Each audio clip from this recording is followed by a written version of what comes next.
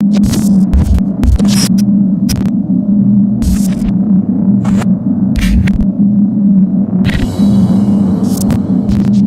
an honor to have you on. I appreciate you. I appreciate you. I'm a big fan. You're in a great spot right now, man. You're on the run. You're like you're there. You're like at the fucking door.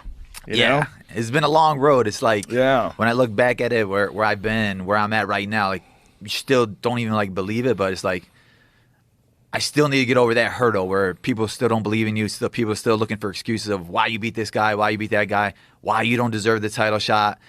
But isn't that always the case? And then all of a sudden you're the fucking man. Like that was Charles Oliveira, right? For the longest time, people thought, oh, he falls apart. And then all of a sudden everybody had to go, you know what? He's the fucking man.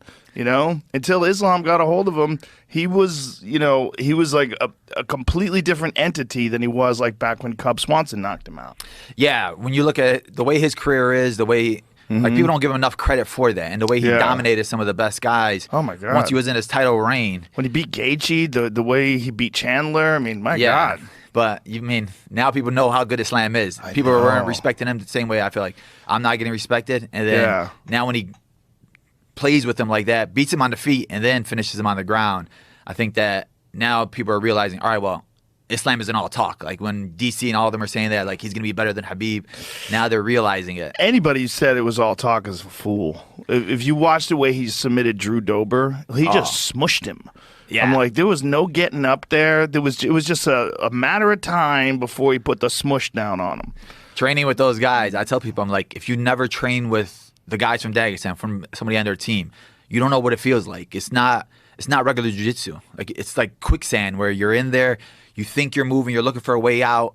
I'm really good at flow rolling and everything. And then I'm training with them my last camp, and I'm like, I cannot move with these guys. None of them. Like everybody on their team has that same style, same pressure on top, and I'm feeling it. And I'm like, I need to change what I do in Chicago. I need to change what I'm doing because these guys are so dominant with the way they play, the way they grapple. It's like they're going to beat everybody. Nobody's going to mess with them. What is the difference?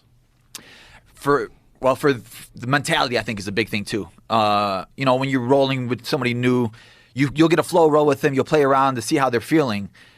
With them, they don't have that at all. I'm not going to lose a round. I'm not going to lose a minute when I'm going against you. If this is our first time roll with each other. I'm on my back. I'm going to my back, starting on my back, and I'm like, all right, let's move. So I'm trying to play like guard, trying to go for armbar or anything like that. And then Khabib just yelling at me, get up. We're not playing jiu-jitsu. This is get up. This is MMA. We're not playing jiu-jitsu. You're on your back. You're losing.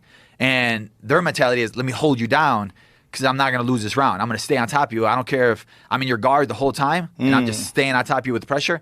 You just lost. Even though the round's over, I'm sitting there like, man, we haven't done anything. It's like I'm just laying on my back. You haven't done any pressure, no ground upon or anything. But I just lost because I'm on my back. And I figured that's their mentality. They don't want to lose any round in practice. They don't want to lose any minute in grappling. If they get taken down, they're popping right back up. It's not, let me get taken down. Let me play on my back a little bit. Let me flow a little bit like that. No, it's rough, hard. And I think that's what transfers their mentality into the cage when there's no let me warm up here. It's like right into it. Khabib goes in there, he grabs you, he holds you down. You never felt it before because his strength is another level, and that's why I feel like a lot of these guys break once they feel it.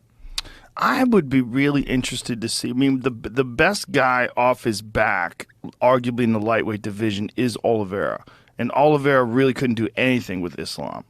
I mean, he gave some difficulties. He made it. He got into the second round. It was work, but he didn't really threaten. Where he threatens everybody off his back. That's the thing about Oliveira is like he'll catch you on the feet and he'll trade with you on the feet because if you drop him, he like gladly goes to his back to invite you into his guard. Yeah, but with Islam, he couldn't do a damn thing. Yeah, a lot of those guys before Islam were afraid to go to the ground with him. Like Gaethje dropped him a couple of times, Chandler dropped him, and then like they stood up. It's because you had that fear. With Islam, it was like, I don't care. He's gonna feel what it is on the ground. Like they always say, Sambo is better than jiu-jitsu, and he just has that mentality. Like I want to beat you at your own game. And the way he tapped him out from half guard with that arm triangle, I'm like, nobody's ever treated Oliveira like that. Well, that squeeze must be another level. Yeah, I would roll with him, and that first week, he's catching me with like an anaconda choke every time I'm going with him, and it's just squeezing. I'm like tapping, and then Islam's nice, so like he'll tell you like you need to do it this way, and he'll show me the technique with it. When Habib's on top of you, he's like breaking me at every single point, and I'm asking him for it. No, brother, you just got to keep going. And I was like, all right, cool. So the next time he does it, he's just on top of me again. He's like mounting me, then I'm turning, giving him my back, and then he's like just laughing as he's talking to the guys outside of the cage as he's on top of me, and I'm feeling like disrespected, but it's like, this is the Habib. But like, at least like Islam, he'll be like, brother, do this way, do this. This is the way you get out of it. He's giving you some tips. Yeah, so by the third week, he wasn't catching me with any more, but his squeeze is just a different type of squeeze. They have a very, very disciplined camp, right? Like, you have to have your hair cut a certain way. Like, you can't be fucking around showing up with blue mohawks or nothing crazy. Like, it's very disciplined, right? Yeah, I think that's one of the reasons why they're all successful. I feel like when Habib walks into the room, it's like an army. We all get up, we all stand in line. He'll stand in line, he'll point to who's sparring hard in the cage, because it's a different type of sparring too, where normally for us, we have a sparring day in Chicago, or most teams I've trained at will have a sparring day like Monday or Wednesday, where it's, for them, they're doing everything every day. It's